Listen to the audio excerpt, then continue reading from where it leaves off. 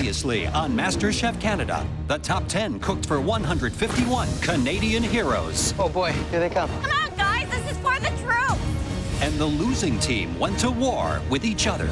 I'm not doing that. This is what we're doing now. Wow. But Salmon Wellington proved to be their toughest adversary, That is raw. shooting down Dale's MasterChef dream. Tonight, Here we go, buddy. a challenging mystery box takes exotic to the extreme. Oh. And the top 9 are in it to win it. Watch out, bitches, because I'm coming after you. I heard that.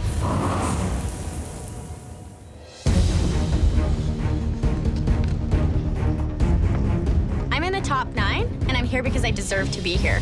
I've definitely had moments where I've been discouraged, but I've got more fire under me than I've ever had, and there's no way I'm going home. I'm frustrated that I haven't won a Mystery Box Challenge yet. Today is my day. I like mystery box challenges. I like surprises. Welcome back to the MasterChef Canada kitchen. Now, there are just 9 of you left. It's important now to always be on the top. I don't want people playing with my destiny. I want to be able to control what I'm doing in the kitchen. 9 is an important number in Chinese culture. It's associated with the dragon, a symbol of magic and power. I just need something good to happen. Need something good to go my way. Of course, there are the 9 lives of the cat. In MasterChef Canada, you only have 1 life. This mystery box may give you the chance to extend it. You'll each have just 60 minutes to prepare, cook, and present one superb dish using the ingredients hidden under those boxes. The person who wins this mystery box will get a huge advantage in the upcoming Elimination Challenge, where at least one of you will be going home. It's time to find out what's under those boxes. Standing on my mystery box, and there's definitely a smell. I can't put my finger on it. 1, It smells like dirty feet in here now. 2, 3, lift. Awesome. What is that? In front of you is an array of raw ingredients. Some are exotic, and some may be more familiar, just like you'd find in the kitchens of any quality restaurant. But these ingredients are not just from any restaurant, they're from our restaurants. It's really cool to see what these chefs are inspired by. So my contribution to these boxes, taro, a basic staple in all Asia. Just treat it like a potato. Kimchi, something spicy. Sea urchin, a treasure from the sea. It's something you either love or hate, and we love it. Oh boy. Durian fruit, in case you haven't noticed, it stinks. It's the king of fruit in Asia. If you can use this, you'll really impress me. Definitely gonna use a durian. Doesn't matter how much I hate it. I want to impress Chef Alvin. My restaurants feature the best seasonal ingredients from across the country. Yellowfoot chanterelle, found East Coast and West Coast. Cipollini onions, delicious sweet Italian onions. Quinoa, very healthy grain. Mostarda, a classic Italian fruit mustard from northern Italy. Squab, deliciously gamey. And just in case you didn't know, it's pigeon. I've eaten almost all these ingredients, except for the pickled cherry mustard thing. I've given you monkfish, a robust fish that can handle a lot of different flavors. White miso, fermented soybean, which is wonderful in soups and in dressings. And pork belly. You have 60 minutes to make us a restaurant-quality dish we'd be proud to serve. I hope we don't have to use all the ingredients. I'd be in trouble. Your 60 minutes starts now! Measuring cups. I'm either gonna work with the pork belly or the monkfish. I haven't really decided yet. Maybe some fried onions. I don't really know. No clue what I'm doing. Just throwing stuff in a pot. This is my favorite challenge so far because this takes a lot of creativity, innovation to be able to create something that's going to impress us. A lot of these home cooks is really going to be intimidated by all these ingredients. Oh, for me, my advice, simplify it. Create a balanced dish. I would take the pork belly, marinate that in with the white miso and the durian. The dish I'm making is a stuffed squab with a roast of cipollini onions. I'm totally gonna butcher him, and he's gonna be looking pretty in about 2 minutes. I'm thinking about stuffing and roasting it. I'm not going to be able to do that in an hour. The pitfall with using the squab, it is very, very lean. You need to build on those flavors of that squab. It's got a mild gaminess to it, but the overcooking is the key for them. I am going to make pigeon soup or pigeon broth with some Asian-style noodles and some mushrooms. I'm gonna be making a butter and pork-basted monkfish with a sea urchin velouté. Now, the pitfalls of monkfish is that if you overcook it, it gets very rubbery. So I would give it a really great sear on top, roast it in the oven, baste it with lots of butter, some herbs. And if you overcook that fish, it's over. 30 minutes. You have 30 minutes to impress us with our ingredients. Hey, Carly, what are you making? Mushroom and onion stuffed flatbread. And then I'm gonna miso poach the monkfish Why is it there?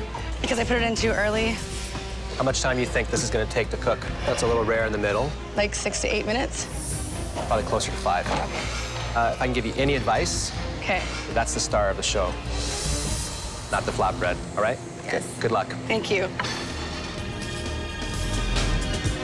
Rita, so tell me what you're cooking. Monkfish, What are the flavors in the pot? mostly Asian inspired. I've got that garlic, the ponzu, a little bit of fish sauce, some miso. I even put in a piece of that kimchi in there for that spice. And you have an idea how it's all going to come together on the plate? It's in my head. Sounds like you've got a lot going on. I definitely do. Eric, what are you doing? I'm gonna be pan-searing some monkfish. This is a durian sauce that I made for the fish. That's actually quite salty. Yeah, how do you second that? It was just the jam and some of the fermented bean. Oh, I think it needs a little bit more durian. Okay. But let me give you a word of wisdom. Being complex and being innovative is not the same thing. Hey, Tamara, Hi, Chef. fresh noodles, fresh broth. Yes, Chef. A pigeon broth. That's delicious. Thank you, Chef. Incredible. Looks like you've been kind of flying under the radar. Is this your chance to really come out? This is exactly my chance to come out and shine. Very, very impressive so far. I love this. Tell me what you're doing. Chanterelle mushroom monkfish. And the sea urchin? Just made a broth with taro root and a little bit of fish sauce. So you use the taro root to thicken the broth. That's right. Oh, smart idea. Have you ever worked with sea urchin? No, I'm definitely taking a risk. I'm gonna make like a soup with whatever this is. He said treat it like a potato. And I don't want to go towards the Italian ingredients, right? I want to try something different here. That's nice. 5 minutes. You have 5 minutes left. Your final 5 minutes. Not a time to be in confusion. Now is the time to get ready. I'm shaking too bad. Wow, there's some very interesting looking dishes happening out there. Everyone's raising their game here. I think it's my yelling. Tamara is making a soup with fresh cut noodles. Where's she getting noodles from? She made them. Oh, wow. She wants to win. Now, on the other hand, Carly has made flatbread with mushroom and miso monkfish on the side. And she doesn't look too sure about it, to be honest with you. Kayla, a whole pigeon? That is ballsy. 1 minute, final minute. Come on. Kayla looks worried. Very worried. Why would she do that? They cut it open and it's bloody and it's still squawking. I will definitely not make a good impression. I want to see the finishing touches going on those plates. You need to be finishing them up. 30 seconds. Time to panic.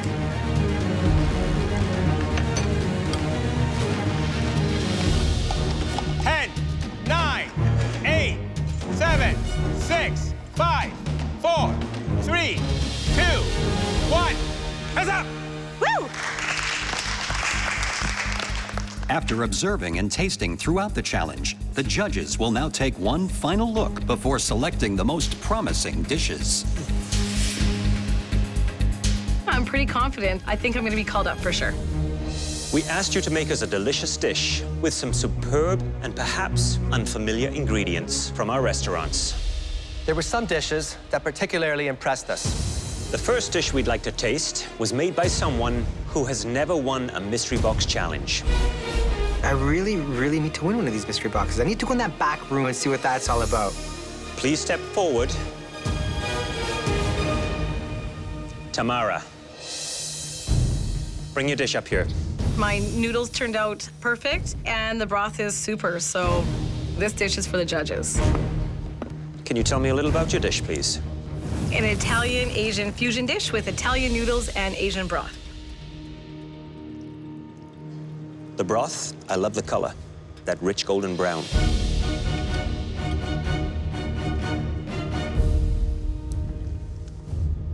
It's amazing.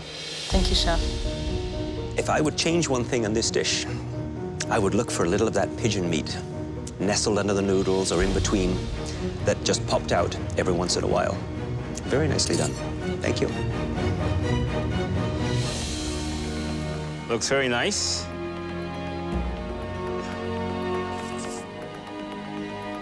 The richness and the acidity, perfect balance. That, to me, it's a very, very nice dish. Thank you, Chef. The second home cook we'd like to see was clearly inspired by a difficult ingredient. That home cook is Danielle. How do you feel about your dish? I feel like this is the strongest dish that I've brought up to you. Walk me through it. What is it? Brown butter basted monkfish served in a sea urchin velouté, and I've topped it with chanterelle mushroom and a little bit of taro crisps for some crunch. It's very good. I'm talking like Alvin. My mouthful. I like the acidity. The fish is cooked properly. It's a great dish. It's good to see you coming to the top now. Thank you very much. Thank you. Good job. Thank you. The next person we like to call forward is no stranger to the top spot. Please step forward. Marita.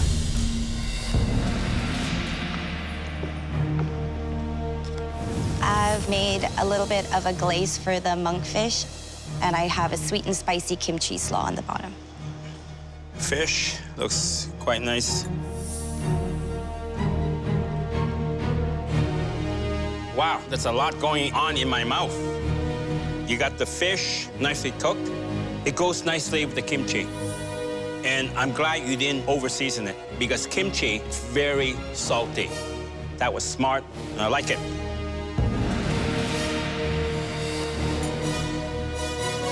It's good to see you thinking outside the box, and your repertoire is growing. You continue to impress. Today, because the dishes were so good, we've decided to try 4. I'm thinking, that's me. That's me for sure. I hope they're gonna call my name. The cook who made the 4th and final dish took a calculated risk, but is going to take a closer look to see if it paid off. Please step forward. Kayla.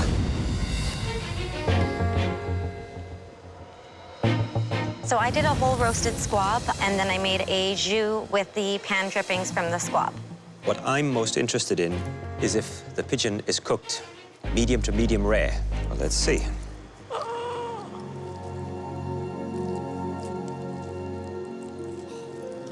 It looks good. It looks nicely cooked. I'm salivating already. And surprisingly tender. The pigeon is outstanding.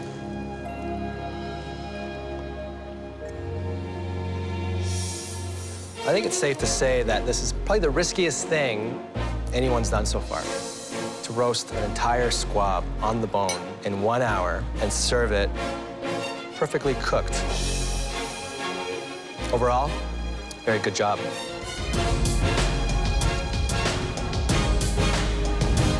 We need a moment to discuss. Nobody wants to win more than me, I guarantee you that. I don't want to just be called up, I want to win.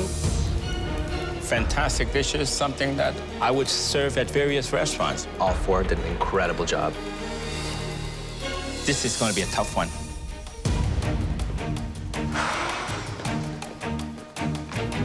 Four outstanding dishes, but only one can be the winner. The person who cooked the best dish, who will get a huge advantage in the upcoming Elimination Challenge. That home cook is Danielle. Congratulations, Danielle. You're about to gain control of the competition. I have an advantage now, and my goal is to get someone strong out of the competition. As the winner of the mystery box, Danielle is now in control of the Elimination Challenge. She gets to decide on the ingredient or style of food everyone must cook. Danielle, how does it feel to be here? It feels amazing, and it feels like exactly the place I want to be right now. For many home cooks and professional chefs, dessert is a weakness. But to win this Elimination Challenge, it must be overcome. This Elimination Challenge isn't just about any desserts. It's about beloved Canadian classics, flavors and smells that evoke your grandmother's kitchen. Your first option is the butter tart.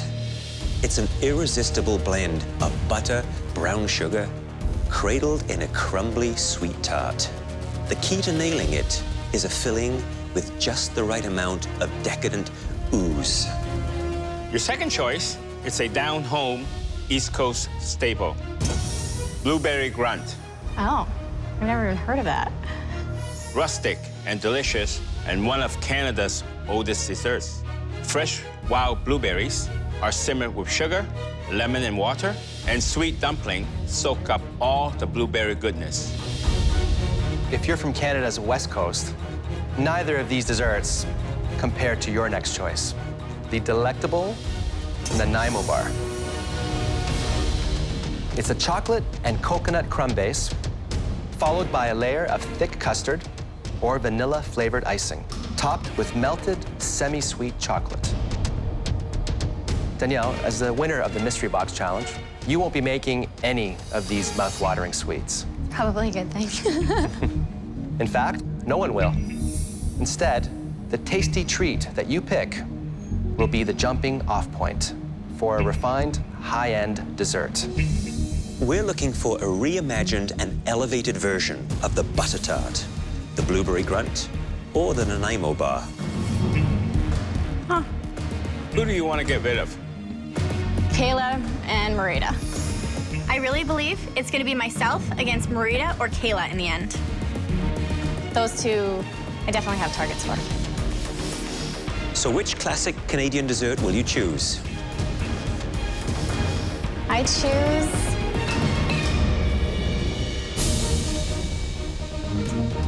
Because Danielle was the winner of the Mystery Box Challenge, she's safe from elimination. That was her first advantage. Her second advantage was choosing between the three choices that we presented to her in the pantry. Time to reveal what you will be making today. The Nanaimo Bar. I've had one or two back in the day when I was a kid. Never really liked them. That's right. The Nanaimo Bar is the inspiration for the dessert that you'll be making today. We want you to elevate this everyday sweet by taking all the elements of the Nanaimo Bar and reconstructing them. I've never made a Nanaimo bar before. I have nowhere to even begin. I have no clue how to make them. That's fine. I come from rural Alberta, and there's nothing better to do but bake and get fat. Your 60 minutes starts now. The winners of this Elimination Challenge will become team captains in the upcoming Field Challenge. Does anyone know where cream is? The home cook with the worst dish will be asked to leave the MasterChef Canada kitchen. So today I'm making a chocolate mousse Nanaimo tart. I never liked doing desserts, I never liked baking, so I'm definitely stressing. I'm making round chocolate. There's gonna be a walnut in the middle with some dark chocolate liqueur around the walnut with a white chocolate coconut outside. More of a bite-sized dish. I don't usually do desserts. I'm not a dessert person, and this dessert for me is always a risk. So I think the Nanaimo Bar offers a variety of options. What might you do, Claudio? I would actually avoid baking anything right now at this point. I would use ladyfingers in this. I would layer it in a glass so you could actually see all the different layers. So like a trifle? Like a trifle. Alvin, what about you? I would do a fried custard because it looks like a bar and I'm utilizing the custard. Then I would try to do the coconut ice cream and then spread it with nuts, chocolate sauce. Very simple. Today, I'm gonna hopefully impress my grandma, and I'm making deep fried Nanaimo Bar pierogies. I'm here to the end, man. There's no way I'm going home. I'm making some truffles with toasted coconut and chocolate on top. At this point, anybody can leave, maybe even me. I'm thinking souffle. Vanilla on the bottom, a layer of chocolate on the top, and serve some melted chocolate, possibly with a ginger creme anglaise on the side. I'm making my version of a Nanaimo bar. I'm not gonna bake anything. I'm gonna make my signature pastry cream, so we'll do like a little Italian spin on it. The crust is the graham cracker crumbs, the chocolate wafers, some coconut in there. So I'm really gonna rely on my really beautiful pastry cream to come out. And Kayla is doing something really gutsy. I'm making 3 different panna cottas. Coconut panna cotta, chocolate panna cotta, vanilla panna cotta. That's amazing. It's incredible, if she can pull it off. The critical element that I have to nail is making sure the panna cotta is set in time. Hey, Mike. Hey, Chef. How you doing? Pretty good. Just trying to make buttercream for the first time. For the first time? Yeah. It looks a bit thick. Yeah. Tell me about your dessert. Okay. Bottom layer, coconut macadamia nut oatmeal cookie. Okay. Buttercream, bit of the toasted coconut with the white chocolate, and topped off with the blueberry there. Seems very complicated, though. Are you staying true to the Nanaimo bar? Just kind of just changed the colors a little. I've just gone with a little like bluish purple with the white. Chef, you look uncertain. Did you add wine to this, too? Yeah, just a bit, just a bit. Okay. I just wanted it to be, a bit more of a grown-up Nanaimo bar. Keep cooking with your heart. All right, thanks, Chef. 30 minutes. You have 30 minutes left. Eric, slow down. The judges told me to slow down, but I just think it's more efficient to sprint there. Like, I'm wasting time. I'm walking. Close that blast chiller, Eric. Is someone burning something? Oh my God, somebody's station is smoking. What the hell is burning? That's my station. Oh my God. It's a caramel. I'm definitely screwed. The home cooks have 60 minutes to elevate the classic Canadian Nanaimo bar to a restaurant-quality dessert. What the hell is burning? My caramel burnt. At the end of this challenge, at least one home cook will be sent home. This challenge is going to be really difficult for these cooks, and I'm happy that I'm watching from the gallery. Do you have any cream, Pino? Can I borrow just a smidge? I just need a touch. Thanks, hon. You're welcome. I didn't make that soft custardy stuff. Eggs, cream, milk. Sometimes we help each other out, but step by step, how do I do this? How do I do this? How do I do that? I found that very strange. Samara, what do you think? Honestly, Carly has to ask Tamara in top 9 how to make a custard. Add cornstarch to cold water and then mix it in the mixture. You're doing something that you don't know how to do. It's what I would have done. It's just more making sure that you're doing it the right way. This is not good. I put my cream in the blast chiller, and now it's frozen, and I'm not gonna be able to put it in my piping bag. I'm in trouble here. The clock is my worst enemy. Put my pie crust in the oven too late. Slipped my mind. I didn't realize I had to bake it. Hi, Julie. Hi. What are you doing? A Nanaimo bar. Yes, and I'm changing up a lot. I infused some espresso into my ganache. I'm making a raspberry filling, but I'm gonna put Philadelphia cream cheese. Julie's not really using anything that's in a Nanaimo bar. you got the form right, but maybe the content's a little bit mixed up. Who's going to go home then? Who do you want to go home? Oh, really? Kayla. I heard that, Julie. Someone's got to go home. Tamara. Yes, Chef. Tell me what you're working on. Today, I am making 2 types of deep-fried pierogies. And what kind of dough is that? It's chocolate, cocoa. You think this is the winning dish? Absolutely, Chef. Suitable for a high-class restaurant? I can guarantee it, Chef. This is down to the final few, and this is when I want to really shine. Well, I wish you the best of luck with it. Thank you. I've never made truffles before. I've got my custard going. I've got my bowl chilling in the fridge for my whipped cream, a double boiler to melt my chocolate, frying pan on the stove with my coconut. I've never been so confused or all over the place in the MasterChef Canada kitchen like I am today. Candies are way harder to make than I thought. It's hard thinking on your feet sometimes, you know? I grabbed cupcake liners and stacked my chocolate and my custard inside those. And I stuck them in the blast chiller for the last 5 minutes. 5 minutes left. You have 5 minutes to put together a beautiful dessert for us, or it will be your last 5 minutes in the MasterChef Canada kitchen. Eric, you're burning again. Fuck! Damn it! Every time I fucking leave. He is actually burnt I think it's his caramel again. Burn it twice. He's almost in tears. I put my crust on the plate, and I see it crack down the middle.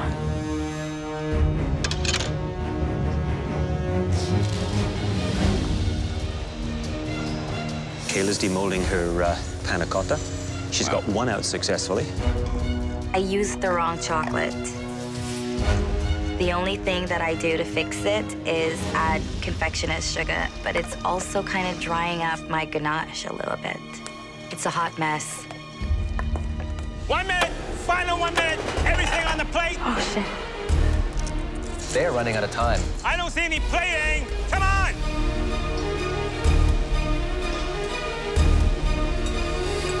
Ten, 9, 8, 7, 6, 5, 4, 3, 2, 1. Hands up. I am heartbroken because if I would have just been smart and left off the 2 panna cottas that didn't set perfectly, I would have a stunning dish right now. Look at this, it's ugly. Maybe it'll be demo elimination to both Italians. I'm pretty happy about my dessert because, like, at the end, I just did a quick caramel. Really hard. I try to do a lot. How'd you do? For today's Elimination Challenge, we asked you to make a beautiful restaurant-quality dessert based on a beloved Canadian classic, the Nanaimo Bar. Pino, please bring up your dish. I had a vision in my head, but when it came to putting it on that plate, I just destroyed it. It's embarrassing. Tell me what's in it. I tried to incorporate the coconut and walnuts inside the crust and the chocolate. I was hoping at this level of the competition that I wouldn't have to see food that looks like this. Crust looks a little thick.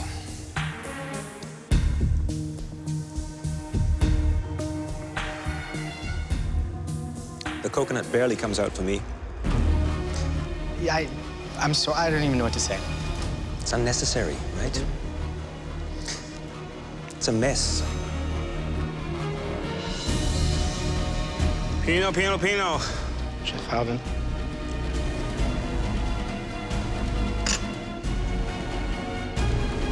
You know that looks like a mess. I think it tastes pretty bad, too. You got to do a lot better. Yes, Chef. A lot better. I'm top 9 in MasterChef Canada kitchen, and this is what I put on a plate? It's embarrassing. Fuck. Eric? Walk me through it. What is it? The top is supposed to represent, like, the custard of the Nanaimo Bar. It's flavored the same as the vanilla and icing sugar. The inside's filled with chocolate mousse. So you made caramel not once, not twice, 3 times. Yeah, chef. I made a quick caramel at the end, just to candy my nuts. Did you have time to taste it? No, chef. I want you to tell me if you recovered from that mistake.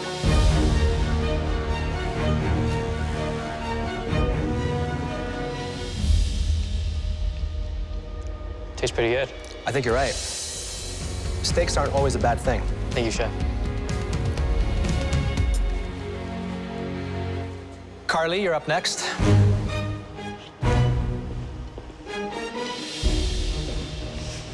What are they?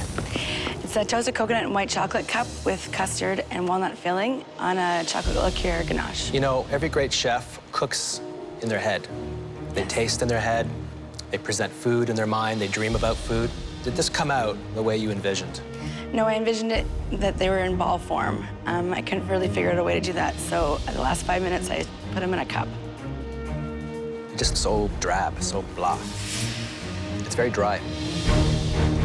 Unfortunately, you're right. This is not what I would come to expect at this stage at all.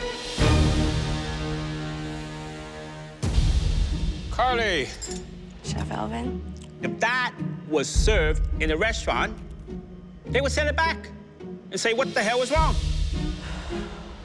This is the custard, right?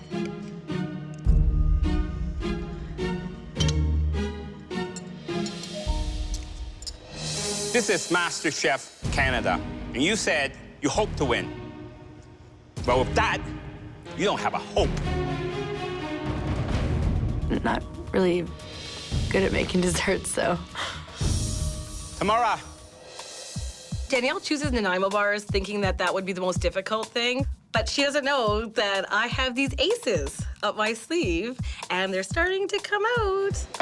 My grandma always makes pierogies, and she also always makes Nanaimo bars. I wanted to do a recreation of a Nanaimo bar into a pierogi form.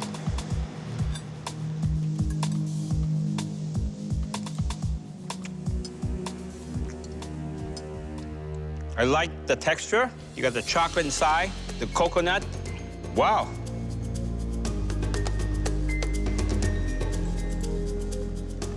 Presentation, it's lighthearted and fun. And the pierogies are good. You should be very proud. Thank you, Chef. If she keeps pulling out dishes like she did today, she very well could be my competition. Julie, you're up next.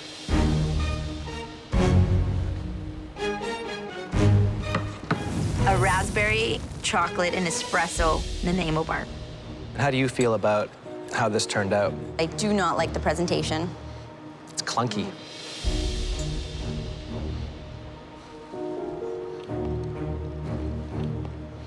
Tastes pretty good.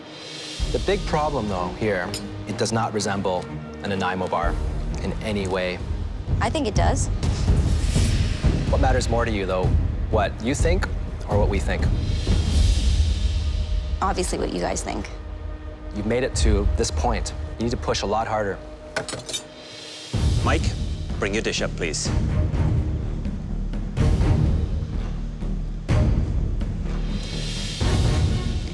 Macadamia nut, coconut, and it was an oatmeal cookie that I made the crust with. And then it's buttercream and toasted coconut and vanilla. Okay. Well, you can see the 3 layers quite clearly. Macadamia nuts, you say? Yeah, I just wanted a bit of that butteriness in there. For me, the filling, the center part, I thought was a little flat to begin with, but with that blueberry on top, it stands up. A decent showing. Thank Good you, luck. Chef. Thank you. You want to know something? What's that, Chef? I would serve it in my restaurant. Thank you, Chef. Marita.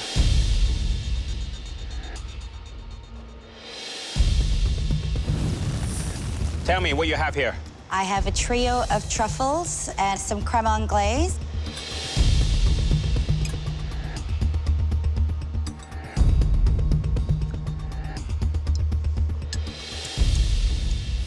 It's quite dry. I think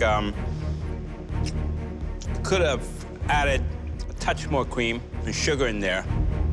Lacks a little bit of excitement. Thank you, Chef. Rita, you got more chocolate on your apron than you did on the plate. It's all over the place today. All right, where is Nanaimo? I would say the bottom of the Nanaimo is what inspired me to do the truffles. What's in here?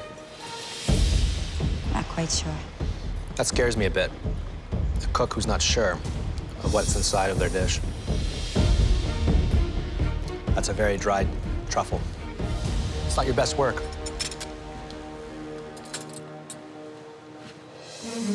Kayla. Kayla trying to pull off 3 panna cotta is like trying to run before you know how to walk. So I have a coconut and a chocolate panna cotta and a vanilla panna cotta that clearly didn't set up.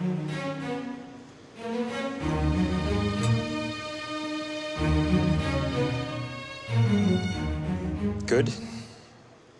Not so good. Bad. Really bad. Yeah. You know what I like about you, Kella, is your ambition. I personally like the idea of a panna cotta being reinvented. And I think the flavors you've chosen, I think it's great. You have the coconut flavor, and it's not too sweet. This one, unfortunately, it's really too bad that this one collapsed, but that tastes pretty good. We need a moment to discuss who'll be leaving the MasterChef Canada kitchen. What do you think it is? But it had interesting texture and I thought it was close to the Nanaimo Bar. but look. Carly was asking Tamara step by step how to do everything.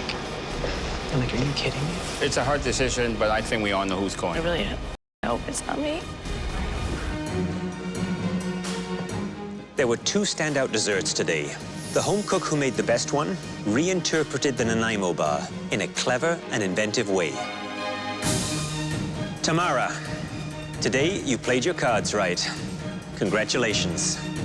I've been totally waiting for this day. There's only 7 people in my way to win $100,000, and most importantly, the first MasterChef Canada title. The second place dessert tasted even better than it looked. And luckily for this home cook, the flavor left us wanting more. Eric. Good job, Eric. I'm definitely trying to keep it like a little more simple and just learn from all my mistakes. You and Tamara will be captains in the next team challenge. At least one of the 3 home cook we called up next will not be moving forward in this competition. First disastrous dessert was far from restaurant quality. We were almost as disappointed in this home cook as they were in themselves. Please step forward. Pino. I'm disappointed, I'm embarrassed, I'm angry.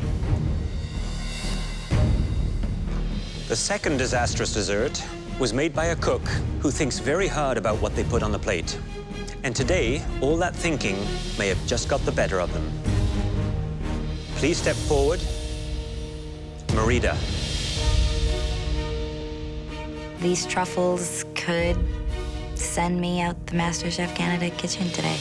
I'm happy to see Marita in the bottom. That's what I wanted. The third disastrous dish was made by someone sadly lacking in confidence. Please step forward. Carly.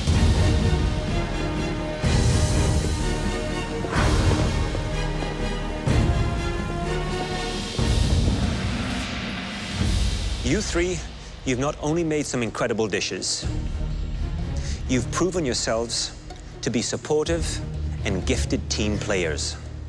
And we believe you've just scratched the surface. We know you've got so much more room to grow, but now we face a very difficult decision. We have to say goodbye to at least one of this competition's strongest home cooks. Carly, please step forward.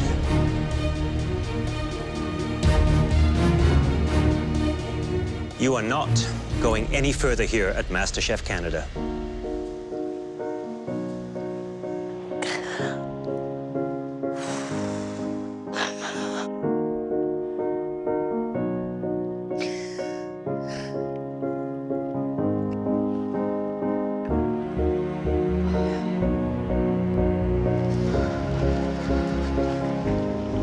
Carly, you have an amazing spirit and a remarkable ability to work with others that's enabled you to triumph in every team challenge.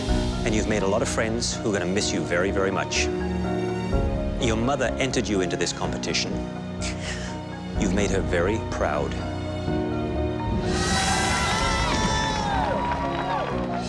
It's a taste that leaves you wanting more. The best thing I've learned here at MasterChef Canada is to have more confidence in myself. I wanted this so bad, I can't believe it's over. I'm not gonna stop cooking because of this. I'm gonna cook more. Carly, who will be Canada's first Master Chef? Tamara, no question.